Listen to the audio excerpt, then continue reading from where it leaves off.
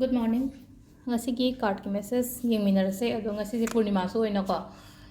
Purnima oibanina Purnima gi tawba yaba ritual dagi oiro manifestation dagi oiro tobiro ko hadi calendar se ani thokna loi taina handak chehi se anambana ani thokna taba hairagadi लाखिबा Diwali ओइरो नत्रगा ते ते कादशी गुम्बजु हाइदि नुमितसे अनि थंगना थंगना ना हाइतार को खतंग online तौर लेबने को अदु ngasi खरा Madna ngasi ओइ खरा मदना हयेंग ओइ दो हाइदि ngasi नंगौरे फरे को हाइदि ngasi तौबा ngमगदि तौरो ngasi ngम इफ ngमौदरे हाइरगदि हयेंग गुम्बा दुम तौबिरसु कैसु काइदे को अदो कनो ngarang फजना आइनादि हापति हापख्रमने को हाइदि इन डिटेल्स दा हापख्रमने हाइदि के के तौबा याबा न हाबदो पूर्णिमा निमित की को अदो अमुतंग येंगबिरो नुंगदा वैरमगी वीडियो दो ngarang gi nungdawang gi video do haipetang yengbiro ko haidi kai haipetang samlapna hai tare ko haidi tawba yaba keno mayam do manga taru khap ki bane baina manifestation gi mong kari kra su mayam se ko ado sina si oire aduga amana request ama khatang ga tawjage ko aina mamang su tawjagare ko mayam da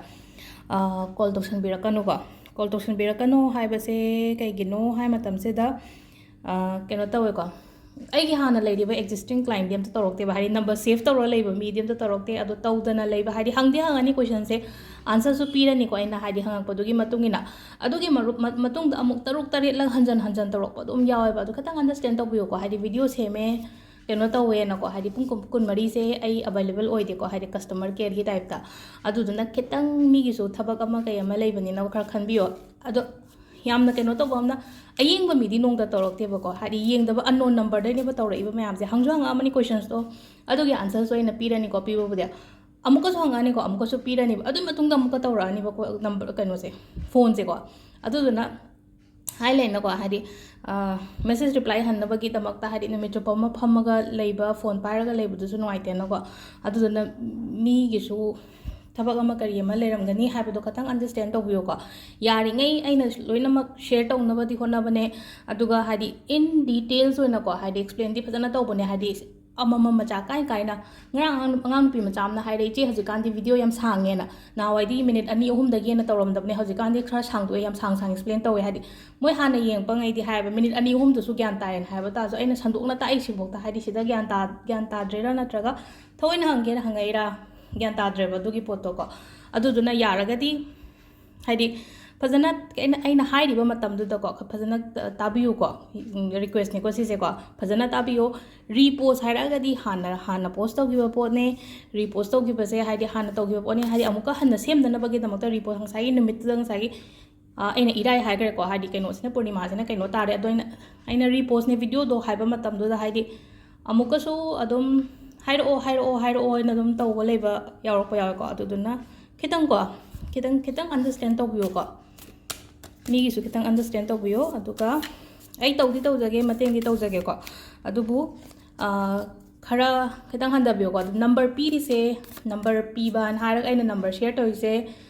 ꯀꯩꯅꯣ ꯑꯣꯏꯅꯅꯤꯀꯣ ꯍꯥꯏꯗꯤ personal ꯄꯦꯠ ꯔꯤꯗꯤꯡꯒꯤꯅꯦꯅ ꯃꯃꯥꯡꯗ ꯍꯥꯏꯈ꯭ꯔꯦꯀꯣ ꯍꯥꯏꯗꯤ personal consultancy ꯇꯧꯕ ꯍꯥꯏꯇꯥꯔꯦ consultation ꯇꯧꯕ ꯈꯣꯠꯄ ꯑꯗꯨꯝꯕ ꯈꯛꯇꯪꯒꯤꯅꯦꯕ ꯅꯠꯇꯕꯤꯗ ꯑꯇꯣꯞꯄ ꯑꯗꯨꯝ ꯍꯪꯉꯛꯄ ꯍꯥꯏꯗꯤ ꯍꯣꯏ ꯄ꯭ꯔꯣꯕ꯭ꯂꯦꯝꯕꯨꯗꯤ ꯂꯩꯔꯝꯒꯅꯤꯀꯣ ꯄ꯭ꯔꯣꯕ꯭ꯂꯦꯝ ꯀꯩꯗꯧꯕꯩ ꯂꯩꯔꯣꯏꯗꯣꯏꯅꯣꯀꯣ ꯂꯥꯏꯐꯅꯤ ꯄ꯭ꯔꯣꯕ꯭ꯂꯦꯝ ꯂꯩꯕ ꯑꯩꯒꯤꯁꯨ ꯂꯩ ꯃꯤꯒꯤ ꯍꯥꯏꯗꯤ ꯁꯣꯝꯒꯤꯁꯨ ꯂꯩꯔꯝꯒꯅꯤꯀꯣ ꯑꯗꯣ ꯄ꯭ꯔꯣꯕ꯭ꯂꯦꯝ ꯂꯩꯕꯁꯦ ꯐꯅꯕꯒꯤꯗꯃꯛꯇꯅꯤꯀꯣ ꯍꯥꯏꯗꯤ ꯑꯩꯈꯣꯏꯅ ꯈꯤꯇꯪ ꯅꯣꯡꯃꯗ ꯈꯤꯇꯪ ꯆꯦꯟꯖꯦꯁ ꯑꯃ ꯄꯣꯔꯛꯅꯕ ꯂꯥꯏꯐꯁꯤꯗ ꯑꯗꯨꯒꯤꯗꯃꯛꯇ ꯑꯩꯁꯨ ꯃꯇꯝ ꯈꯤꯇꯪ ꯀꯥꯏꯊꯣꯛꯑꯒ ꯚꯤꯗꯤꯑꯣ ꯁꯦꯝꯃꯤꯁꯦꯀꯣ ꯑꯗꯣ ꯃꯌꯥꯝꯒꯤ ꯄꯨꯂꯞ ꯐꯝꯃꯤꯟꯅꯁꯦꯅ ꯍꯥꯏꯕꯅꯦꯕꯀꯣ ꯑꯗꯨꯗ ꯉꯁꯥꯏꯒꯤ ꯍꯥꯏꯗꯤ ꯊꯕꯛ ꯇꯧꯐꯝ ꯈꯪꯍꯟꯗꯕꯗꯣ ꯍꯥꯏꯗꯤ ꯐꯣꯟꯁꯦ ꯃꯌꯥꯝ ꯇꯧꯁꯤꯜꯂꯛꯄꯗ ꯑꯩꯅ ꯃꯤ ꯑꯇꯣꯞꯄ ꯋꯥꯔꯤ ꯁꯥꯔꯤꯉꯩꯁꯤda ꯃꯤꯁ ꯀꯣꯜꯁꯦ 10ꯃꯨꯛ ꯂꯩꯔꯝꯕꯒ ꯌꯥꯎꯋꯦꯕ ꯈꯪꯕ꯭ꯔꯥ ꯅꯝꯕꯔ ꯁꯦꯝ ꯅꯝꯕꯔꯗꯒꯤ ꯍꯥꯏꯇꯥꯔꯦꯀꯣ ꯑꯗꯣ ꯃꯤꯁꯤꯅ ꯑꯃꯨꯛꯇꯪꯗ ꯇꯧꯕꯗ ꯄꯥꯏꯔꯛꯇ꯭ꯔꯦ ꯃꯦꯁꯦꯖꯇꯣ ꯍꯜꯂꯛꯑꯦ ꯍꯥꯏꯔꯒꯗꯤ ꯍꯟꯖꯟꯅ ꯇꯧꯔꯛꯄꯒꯤ ꯃꯊꯧꯁꯨ ꯇꯥꯗꯕ꯭ꯔꯥ ꯍꯥꯏꯅ ꯈꯜꯂꯦꯀꯣ ꯑꯗꯣ ꯁꯤꯅ ꯁꯤ ꯑꯣꯏꯔꯦꯀꯣ ꯑꯩ ꯈꯤꯇꯪ ꯍꯥꯏꯗꯕ ꯌꯥꯗꯕ ꯑꯗꯨꯒꯤꯅꯤꯀꯣ ꯑꯩꯅ ꯍꯥꯏꯔꯤꯁꯦ ꯋꯥꯔꯧꯕꯤꯅꯨ ꯍꯥꯏꯗꯤ ꯑꯃꯃꯝ ꯃꯦꯁꯦꯖꯇ ꯍꯟ ꯂꯩꯕ ꯑꯦꯛꯁꯄ꯭ꯂꯦꯟ ꯇꯧ ꯂꯩꯕꯗꯣ ꯑꯩ ꯀꯃꯥꯏꯅ ꯇꯧꯗꯣꯏꯅꯣ ꯈꯪꯗꯕꯒꯤꯗꯃꯛꯇ ꯑꯩ ꯁꯨꯃꯥꯏꯅ ꯑꯗꯨꯝ ꯃꯌꯥꯝ ꯃꯃꯥꯡꯗ ꯑꯗꯨꯝ ꯍꯥꯏꯔꯦꯀꯣ ꯄꯨꯂꯞꯀꯤ ꯑꯣꯏꯅ ꯑꯗꯣ ꯁꯤꯗ ꯂꯩꯔꯦ ꯀꯥꯔꯠꯁꯤꯅꯀꯣ ꯑꯗꯣ ꯉꯁꯤ ꯌꯨꯝꯖꯀꯩꯁꯀꯣ ꯌꯨꯝꯖꯀꯩꯁ ꯒ꯭ꯔꯤꯟ ꯃꯆꯨꯒꯨꯝꯕ ꯁꯦꯠꯄꯤꯌꯣ ꯐꯤꯔꯣꯜ ꯁꯦꯠꯄ ꯃꯇꯝꯗꯅꯀꯣ ꯑꯍꯥꯟꯕꯒꯤ ꯀꯥꯔꯠꯁꯦ ꯗꯦꯠ ꯍꯥꯏꯅ ꯂꯥꯛꯑꯦꯀꯣ ꯗꯦꯠꯁꯦ ꯗꯦꯠ ꯍꯥꯏꯔꯒꯗꯤ ꯁꯤꯕ ꯈꯣꯠꯄ ꯅꯠꯇꯦꯀꯣ ꯑꯅꯧꯕ ꯑꯃ ꯂꯥꯛꯄ ꯍꯥꯏꯕꯅꯤꯀꯣ ꯁꯤꯗ ꯍꯥꯏꯗꯤ ꯑꯍꯣꯡꯕ ꯑꯅꯧꯕ ꯂꯥꯛꯄꯒꯨꯝꯕ ꯑꯣꯏꯅ ꯑꯣꯏꯒꯅꯤꯀꯣ ꯉꯁꯤꯒꯤ ꯅꯨꯃꯤꯠꯁꯦ Number 2 ko. Number 2 se lovers card tai phajana nungsinana leiba aduga haidi akhoi kainogi matang da haidi thabak ki paisa nusa gi matang da su phano oiba oi ngasi se aduga ahum subagi ko ahum subagi su hai tare ko haidi phajana na isha gi thabak pudi tawe ko isha gi thabak kumba hai tare ko gyan masak thokpa thabak pudi tawe ko adu thabak tawo matam sida ko amumu keno tawre ba haidi mu nungna leina ko demotivate tawba khopa adum badu dum khara yaw ba songi life ta hai tare ko adu na haidi keno tawro ko haidi oiroi da bada kaina ga haidi kakthar pirok pa leina ko hainang toido oiroi da bada kaina khanbi gano ko nangna toido soidana mai pa kani ko amu hena mathaka ba oigani aduna mina demotivate tawro ko matam da ko haidi